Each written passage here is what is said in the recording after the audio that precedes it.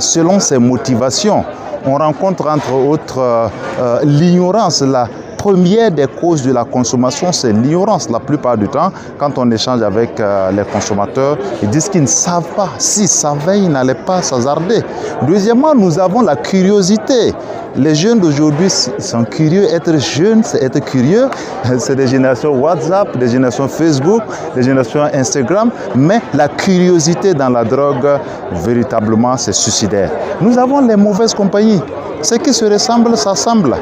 Nous avons les querelles au sein des familles. Papa et maman se querellent à longueur de nuit de pratiquement 22h à 4h du matin et les enfants sont à côté. Ils sont exposés à la consommation de la drogue. Voilà, entre autres, il y a l'identification aux stars et aux vedettes qui consomment la drogue. Il y a la disponibilité également. La drogue est là, elle est disponible. Quelques signes d'alerte, je dirais, quand votre enfant change brusquement de comportement. Il était calme et subitement il devient violent, il faut vous poser des questions.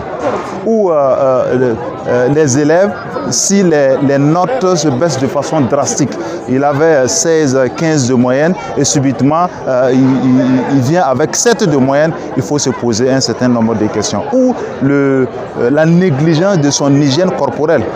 Il ne se lave plus, mais il se parfume quand même. Voilà quelques signes qui pourraient nous alerter. Ou la défiance de l'autorité parentale.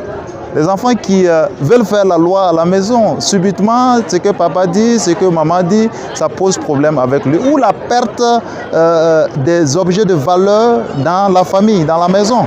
Les vols à répétition, les mensonges à répétition. Il faut se poser beaucoup de questions.